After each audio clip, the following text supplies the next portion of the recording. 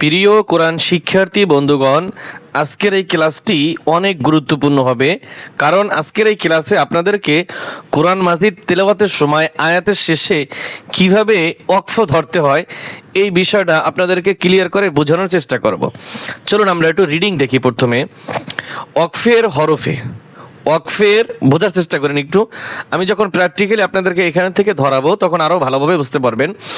আগে আপনারা একটু এখান থেকে দেখেন ওয়াকফের হরফে, আয়াতের শেষ হরফে, আয়াতের এই যে শেষ হরফ আছে, আয়াতের শেষ হরফে কোথায় কি পড়তে হবে নিম্নে তা দেওয়া হলো।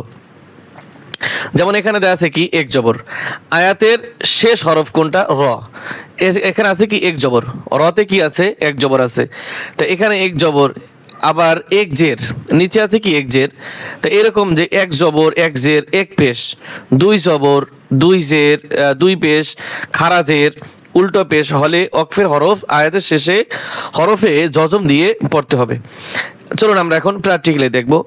এক জবর দিয়ে, এক জবর হলে সেখানে জজম হবে। এক জবর হলে আয়াতের শেষ হরফে কি হবে? জজম হবে।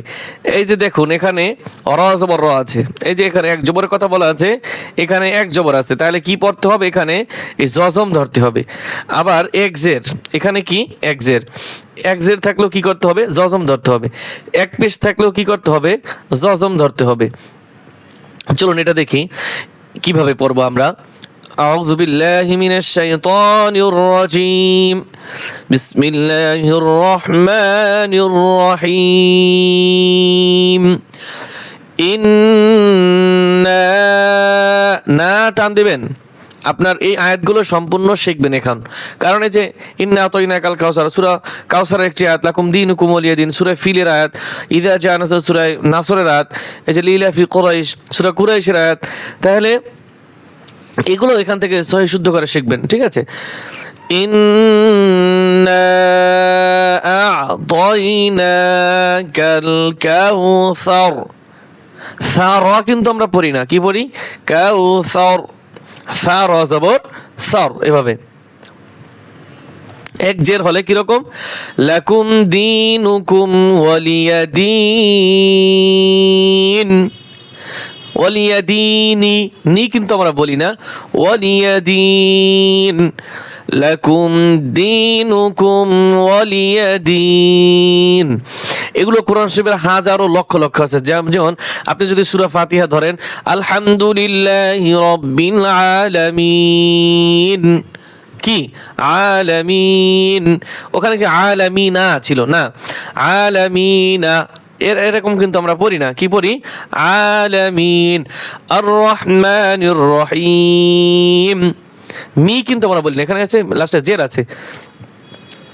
অসংখ্য এরকম উদাহরণ রয়েছে, আপনারা নিজে নিজে একটু বোঝার চেষ্টা করবেন, আর না পারলে তো ইনশাআল্লাহ আমরা তো আছি আপনাদের সাথে।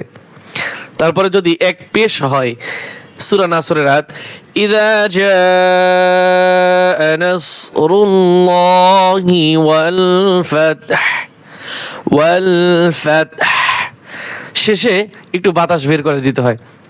ওয়াল ফাতহ, ইযা জাআ নাসরুল্লাহি ওয়াল ফাতহ।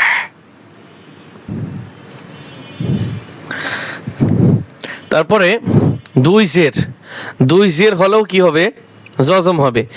লিইলাফি কুরাইশ, টান হবে কুরাইশ। এখানে কিন্তু কুরাইশিন ছিল, ওয়াকফ করলে কি হবে? কুরাইশ। দুই পেশ থাকলেও এখানে কিন্তু দুই জবর কিন্তু কোথাও নাই, দেখেন দেখেন দুই জবর কিন্তু নাই, কারণ দুই জবর থাকলে আলাদা নিয়ম, সেখানে কিন্তু মদ হবে দুই পেশ দিয়ে। ইন্নাহা আলাইহিম মুসাদাহ, দাহ, দাল হা জবর দাহ, এই যে জজম আছে এই জজমটাই এখানে হবে। দুই পেশ থাকলেও কি হবে? জজম হবে।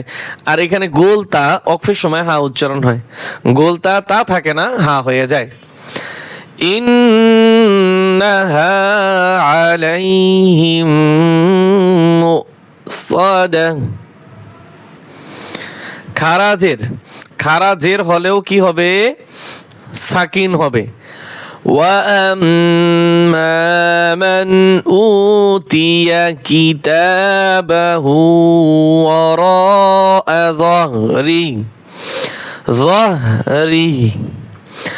وأما من أوتي كتابه وراء ظهره।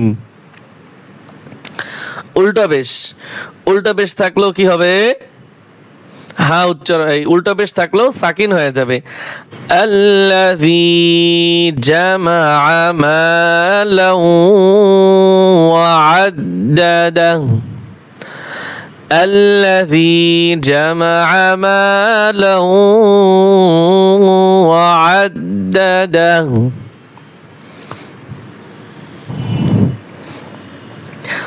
আয়াতের শেষে জজম ব্যবহারের কারণে কলকলার হরফ হলে কলকলা করে পড়তে হয়।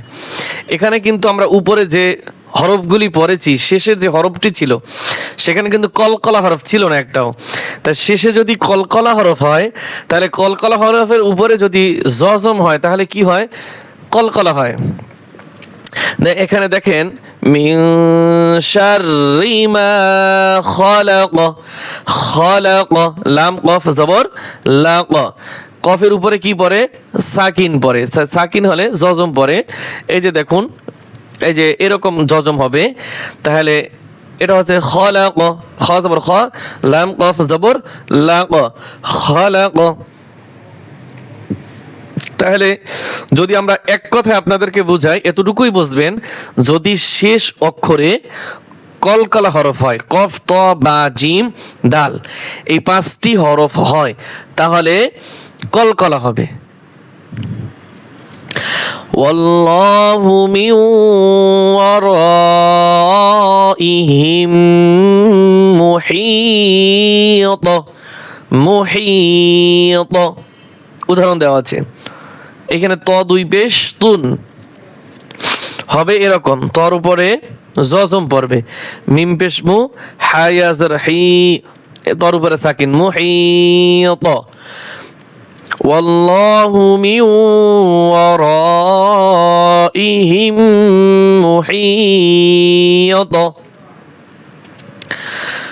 ومن شر غاسق إذا وقب, وقب তার উপরে জজম পড়বে, তাহলে ওয়াজবর কফ বা জবর কবে, ওয়াকবে। ومن شر غاسق إذا وقب